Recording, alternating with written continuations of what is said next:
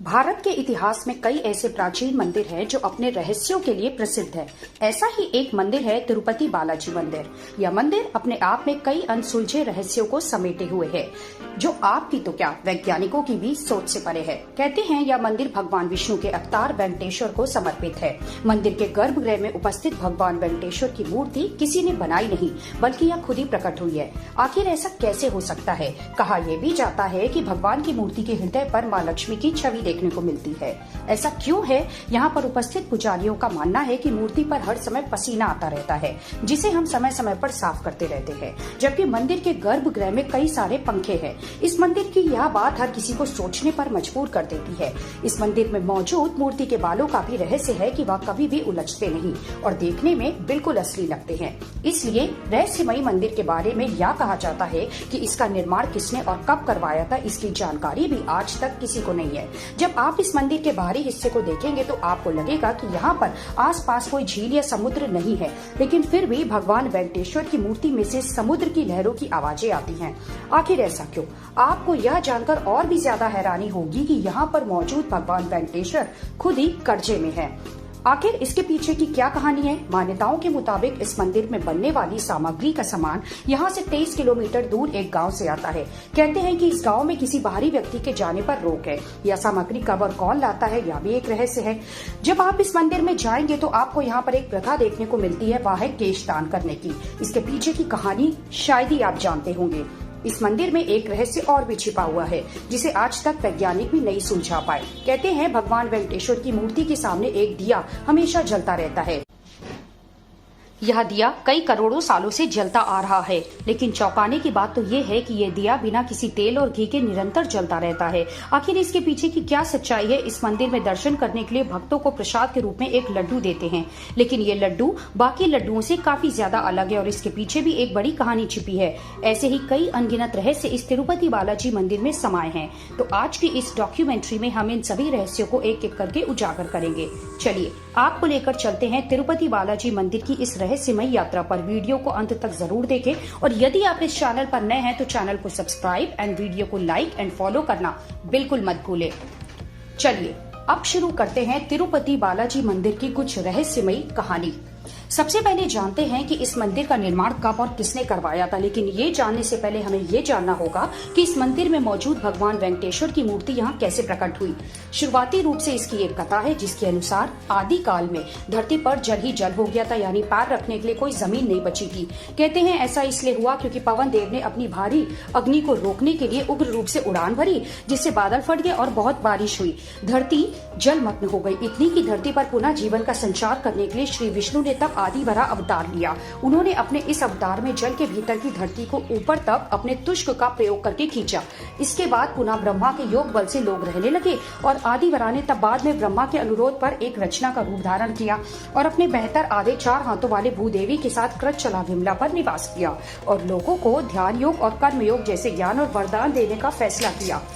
कलयुग के प्रारंभ होने पर आदि वराह अवतार इस लोक को छोड़कर बैकुंठ को प्रस्थान कर गए। ब्रह्मा जी तब विष्णु को वापस धरती पर लाने के लिए नारद जी से चिंता व्यक्त करते हैं। नारद जी एक दिन गंगा तट पर गए, जहां पर राज ऋषि इस बात को लेकर के भ्रम थे कि हमारे यज्ञ का फल त्रिदेव में से किसे मिलेगा। नारद ने उनकी शंका समाधान हेतु आर्ष प्रभु को यह कार्य सौंपा। आर्ष प्रभु सबसे पहले महर्षि ब्रह्मा के पास गए। उन्होंने ब्रह्मा को नमस्कार नहीं किया, बस जाकर वही खड़े हो गए। उनके अपमानजनक व्यवहार पर ब्रह्मा क्रोधित हुए, लेकिन अपने पुत्र के प्रति स्नेह ने उन्हें शांत किया। इसके बाद महर्षि शिव के पास पहुंचे। भगवान शिव ने जैसे ही महर्षि भृगु को आते देखा, वे प्रसन्न हुए और आलिंगन के लिए महर्षि भृगु के नजदीक गए। कहते हैं आपका स्वागत है, मेरा आलिंगन स्वीकार कीजिए। उन्होंने शिव का आलिंगन स्वीकार करने से मना कर दिया और कहा, महादेव आप हमेशा ही धर्म और वेदों की मर्यादाओं का उल्लंघन करते हैं। आप इन दुष्ट राक्षसों और असुरों को जो वरदान देते हैं, इस कारण सृष्टि को कई प्रकार के संकटों का सामना करना पड़ता है। इसी कारण मैं आपका आलिंगन कदापि स्वीकार नहीं करूंगा। उनके कठोर शब्दों ने शिव को क्रोधित किया, लेकिन माता पार्वती ने शिव को शांत कर दिया। अंत में महर्षि भृगु विष्णु के पास बैकुंठ पहुंचे, जहां भगवान विष्णु सो रहे थे और मां लक्ष्मी उनके चरण दबा रही थी। महर्षि ने क्रोध में भगवान विष्णु की छाती पर लात मारी। विष्णु ने शांति पूर्वक महर्षि से क्षमा मांगी और उनके चरण दबाए और कहा कि आपके चरण कोमल है और मेरा हृदय कठोर, कहीं आपको चोट तो नहीं लगी। भगवान विष्णु की सहिष्णुता और विनम्रता देखकर आज प्रभु को सभी आशंकाओं के उत्तर मिल गए। कि उनके यज्ञ का फल हमेशा भगवान विष्णु को ही समर्पित होगा। परंतु श्री हरि विष्णु की छाती पर लात मारने के कारण मां लक्ष्मी क्रोधित हो गई थी और उन्हें अपने पति का अपमान सहन नहीं हुआ और वे चाहती थी कि भगवान विष्णु आज प्रभु को दंडित करे, परंतु ऐसा नहीं हुआ।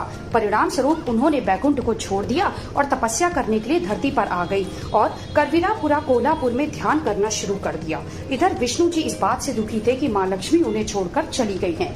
कुछ समय बाद वे भी धरती पर आकर मां लक्ष्मी को ढूंढने लगे। जंगल और पहाड़ियों पर भटकने के बाद भी वह माता को खोज नहीं पाए। आखिरकार परेशान होकर विष्णु जी वेंकटागिरी पर्वत पर जिसे भगवान पर बैठ गए, जिसे देखकर भगवान शिव और ब्रह्मा जी ने भगवान विष्णु की मदद करने का फैसला किया और वे गाय और बछड़े का रूप धारण कर माता लक्ष्मी के पास गए। देवी लक्ष्मी ने उन्हें देखा और उस वक्त के सत्ता शासक चोल राजा को उन्हें सौंप दिया। राजा ने उसे चरवाहे को सौंप दिया, लेकिन एक रोज उस गाय ने दूध देना बंद कर दिया। वह गाय एक पहाड़ी पर जाकर अपना सारा दूध भगवान विष्णु को पिला देती थी। चरवाहे ने कहा, महाराज, जो गाय और उसका बछड़ा जंगल से मिले थे, उस गाय ने अब दूध देना बंद कर दिया है और रोजाना ही ना जाने कहां वह गाय अपने बछड़े के साथ गायब होती है और कुछ देर बाद लौट आती है।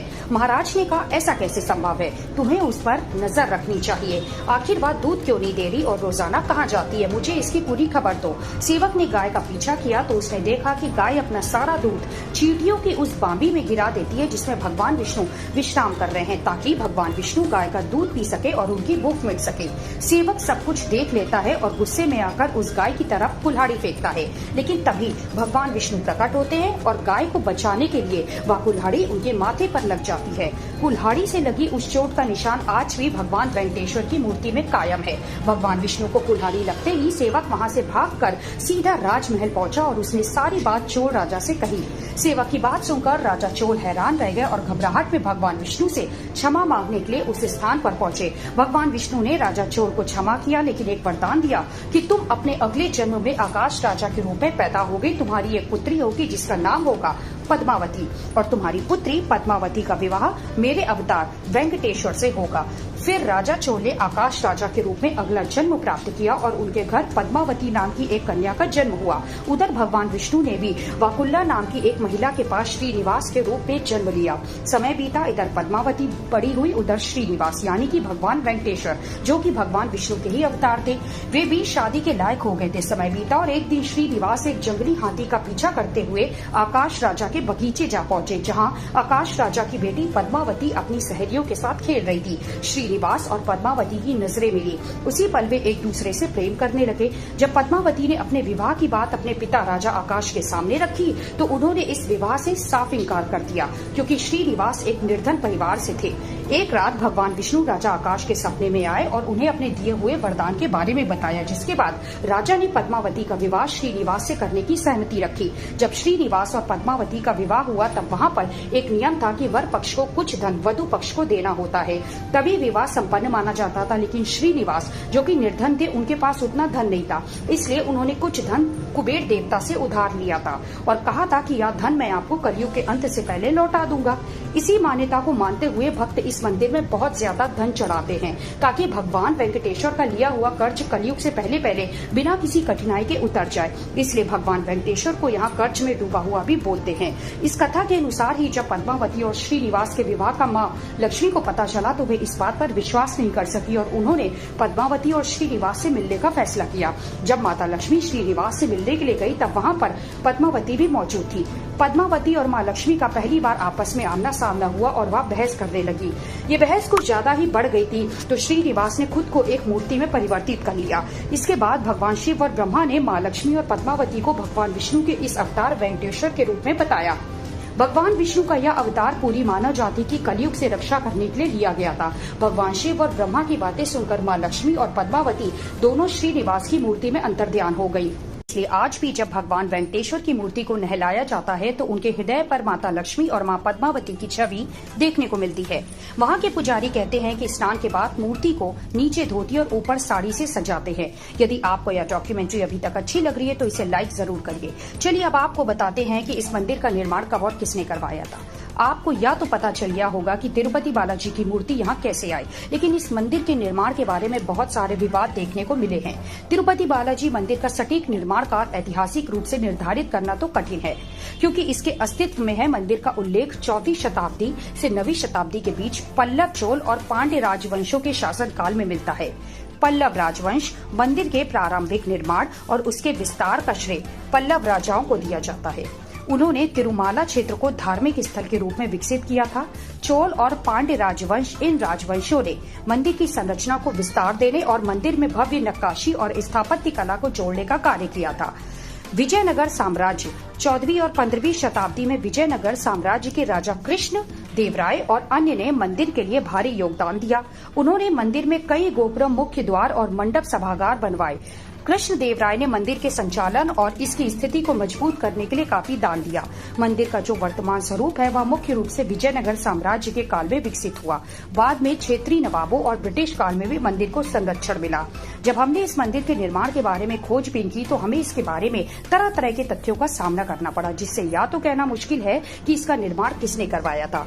चलिए अब आपको बताते हैं कि इस मंदिर में केश दान करने के पीछे की क्या कहानी है। क्या आपने कभी सोचा है कि तिरुपति बालाजी मंदिर में भक्त अपने केश दान क्यों करते हैं? पौराणिक कथाओं के अनुसार जब भगवान विष्णु को एक चरवाहे ने कुल्हाड़ी से वार किया था तो उस वार से उनके माथे पर चोट लगी और कुछ बाल भी गायब हो गए। जब गंधर्व राजकुमारी नीला देवी ने उन्हें देखा तो उन्होंने बिना कुछ सोचे ही अपने खूबसूरत लंबे बाल काटकर विष्णु जी के सर पर जोड़ दिए। बाल इंसान की बाहरी खूबसूरती का एक अहम हिस्सा होते हैं, लेकिन नीला देवी ने बिना कुछ सोचे समझे अपने बाल भगवान विष्णु को भेंट किए। इस बात से खुश होकर भगवान ने यह घोषणा की कि जो भी तिरुपति में आकर उनके सामने अपने बाल दान करेगा उसकी हर इच्छा पूरी होगी। और इसीलिए आज भी बड़ी संख्या में लोग यहाँ पर अपने केश दान करते हैं। कहते हैं कि नीला देवी के बाल आज भी भगवान वेंकटेश्वर की मूर्ति के सर पर स्थापित है, जो कि असली हैं और सदियों से ऐसे ही खूबसूरत बने हुए हैं। हर साल करीब 40 मिलियन लोग यहाँ पर दर्शन के लिए आते हैं, जिसमें 30,000 लोग अपने यहाँ केश दान रोज करते हैं। मंदिर में काम करने वाले लोग इन बालों को इकट्ठा करते हैं और धुलकर उन्हें साफ करते हैं। इनसे हेयर फिक्स और हेयर एक्सटेंशन बनाए जाते हैं। ऐसा मानते हैं कि भारतीय बालों की मांग पूरी दुनिया में सबसे ज्यादा है और यही कारण है कि यहाँ के बालों को यहाँ से ग्लोबली बेचा जाता है। और हर महीने इस मंदिर का ट्रस्ट इन बालों से लगभग 20 लाख रुपए महीना कमाता है। इन पैसों का इस्तेमाल चैरिटी और बाकी सोशल वर्क के लिए करते हैं। लेकिन सिर्फ यही नहीं, ऐसे और कई भी राज है जो इस मंदिर की दीवारों के पीछे छुपे हुए हैं। क्या आप जानते हैं कि मंदिर परिसर में हर वक्त पंखे चलते रहते हैं, क्योंकि बालाजी को बहुत गर्मी लगती है। हर वक्त उनकी मूर्ति पसीने से गीली रहती है। यहाँ के पंडित हर थोड़ी देर में कपड़े से मूर्ति को पोंछते रहते हैं, लेकिन फिर भी यह मूर्ति कभी भी पूरी तरीके से नहीं सूखती, क्योंकि कुछ ही देर बाद सिर्फ यही नहीं, बालाजी की मूर्ति से हर समय ऐसी आवाज आती है मानो समुद्र की लहरें जोर जोर से किनारों से टकरा रही हों। लोगों का मानना है कि इस मूर्ति के जिंदा होने का यही प्रमाण है। कहते हैं बालाजी के चरणों से बैकुंठ की एक नदी बहती है, विराजा नदी, और मंदिर में बना कुआं भी इसी का हिस्सा है, जिसे बोमल भाभी कहते हैं। या कुछ कारण है जो लोगों को यकीन दिलाते हैं कि यहाँ सच में श्री विष्णु का वास है, इसलिए इसे कलयुग का बैकुंठ भी कहते हैं। कहते हैं कि इस मंदिर में चढ़ने वाली हर चीज, चाहे वह दूध हो, फल हो या कुछ और हो, वह मंदिर से 23 किलोमीटर दूर स्थित एक गांव से आती है। लेकिन ना तो आज तक किसी ने इस गांव का नाम सुना है और ना ही कोई इसे ढूंढ पाया है। इस गांव को खोजने का प्रयास बहुत से लोगों ने किया, लेकिन यह आज तक एक रहस्य ही बना हुआ है। बताते हैं कि तिरुपति बालाजी मंदिर की जगह 7 पहाड़ियों से मिलकर बनी हुई है, जिसे शेषनाग का रूप माना जाता है। तिरुपति मंदिर में प्रसिद्ध लड्डू प्रसाद की कहानी बहुत ही अद्भुत है। कहते हैं जब तिरुपति बालाजी मंदिर में भगवान वेंकटेश्वर की मूर्ति स्थापित की जा रही थी तो पुजारियों को समझ नहीं आ रहा था कि प्रभु को भोग में क्या अर्पित करे। उसी समय एक बूढ़ी माँ लड्डू का थाल लेकर आई और कहा कि यह लड्डू की थाली प्रथम नैवेद्य के रूप में स्वीकार करे। पुजारियों ने वह लड्डू प्रभु को अर्पित किए और फिर प्रसाद के रूप में ग्रहण किए। लड्डू का स्वाद इतना अद्भुत था कि पुजारी भी हैरान रह गए।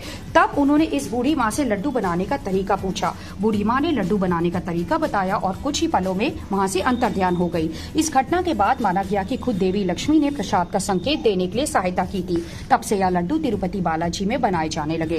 कहते हैं कि भगवान वेंकटेश्वर की मूर्ति के सामने एक दिया हजारों सालों से बिना किसी घी तेल के निरंतर जल रहा है। लेकिन ऐसा कैसे हो सकता है, यह सवाल आप आपके मन में जरूर से उठ रहा होगा, लेकिन इस सवाल का जवाब देते हुए वहाँ के पुजारी बताते हैं कि यही इस मंदिर के बैकुंठ होने का प्रमाण है। दिए के बारे में बताया जाता है कि यह दिया किसी ने जलाया नहीं था, बल्कि खुद ही जल गया था।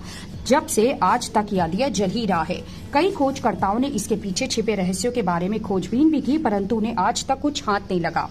इस मंदिर में भक्त दूर दूर से अपनी मनोकामनाएं लेकर आते हैं और सभी भक्त बड़ी श्रद्धा से पैसों और कैश का दान करते हैं। भगवान वेंकटेश्वर भी सभी भक्तों को दुख हरते हैं और उनके जीवन की खुशियों से भर देते हैं।